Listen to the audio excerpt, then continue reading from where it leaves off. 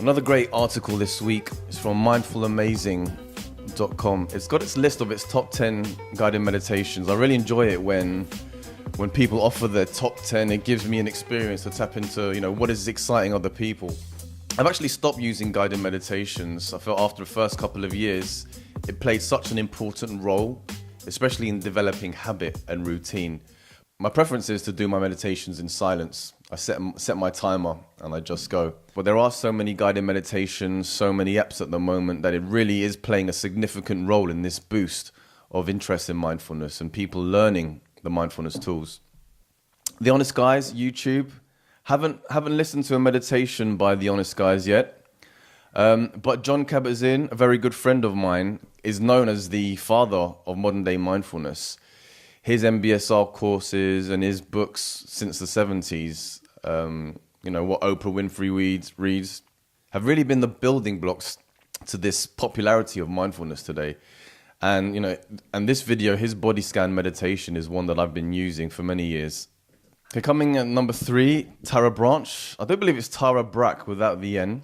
But what I love about her guided meditation is that if you download her podcast app, she mixes in podcasts where she talks about and breaks down and gives her experiences and interpretations on the mindfulness and meditation. And every now and then we'll throw in a meditation. So some episodes are actually a podcast with just discussion. And other podcasts are her for 15, 20 minutes guiding a meditation.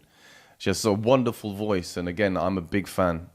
The show presenter, I haven't listened to the meditations, but Deepak did come across my screen a few days ago.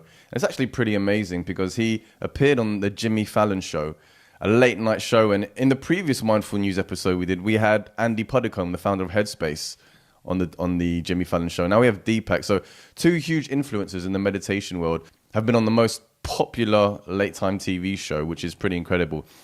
And what I find fascinating is just seeing other people, celebrities, people that I watch regularly, closing their eyes and meditating and doing something that's so personal to me as well. It's just testament to the popularity and how it really is helping and making an impact on the world.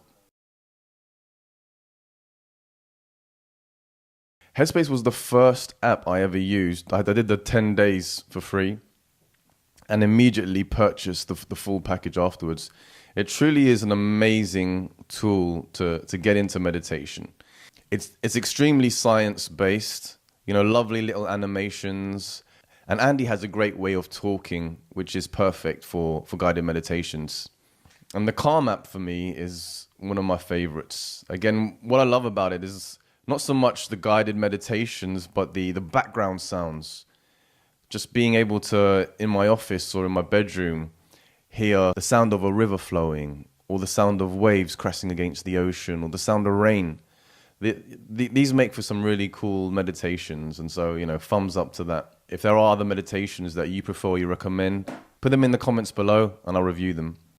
A great article that I came across this week was from mindful.org, entitled The Magnificent, Mysterious, While Connected. Now, the brilliant thing about this article is it immediately starts to tackle what are some of the lies or the misconceptions and the misunderstandings of mindfulness. They give some great examples here, like, growing the brain or adding gray matter, and how that mindfulness can help shrink the parts that are responsible for the negative stuff. And in some of my early videos that date back to 4 or 5 years ago, I was on that bandwagon. Yeah, you meditate and your brain's going to grow, the good bits grow, and the amygdala, the negative stuff, shrinks. But snake oil, that's what they put it here. This is not science, that is snake oil. And they round off the article at the end by adding a few misleading facts. We only use 10% of our brains. Yep, I've heard that one all my life, and that's never been proven. I must be right-brained since I have a creative personality. A lot of people say that they are more creative or they're more artistic, and others say I'm just better with numbers. And these are stories we tell ourselves based on our earlier learning experiences. There's a great book by Hunter Motz called The Straight A Conspiracy. It clearly outlines at the beginning that the thinking that you're one thing then versus the other is purely a self-made notion. It's something that you put together yourself. The next article comes from Huffington Post. And it's an article that helps in my conversations when someone asks, well, why should I meditate? What are the benefits? And after going down the road of the benefits it brings to you physically, mentally, in performance, and in happiness, and in stress, and if they still don't bite, this article is amazing. The daily habit of these outrageously successful people. An article by Caroline Gregoire from the Huffington Post. And I quote, meditation, more than anything in my life, was the biggest ingredient of whatever success I had. That's what Ray Dalio, the billionaire founder of Bridgewater Associates, the world's largest hedge fund firm, explained in 2012. It's not just people suffering stress that meditate. It's not just people suffering stress that meditate. It's people that are living life and are finding success to the highest degree that are meditating. So going down the list, Rupert Murdoch, CTO, the Chief Technical Officer, Cisco Systems, a huge IT company. Tony Schwartz, founder and CEO of the Energy Project.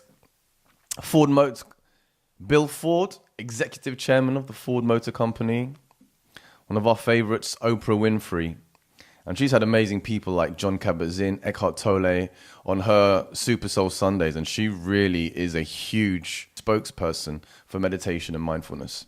Then we have Russell Simmons, co-founder of Def Jam Records, CEO Green Mountain Coffee Roasters, and Ariana Huffington. And what I love about it, it reminds me as well, as I'm trying to achieve my own path and try and figure out what direction I want to go in life. And seeing so many other successful people crediting their success or part of it to mindfulness, it only further encourages me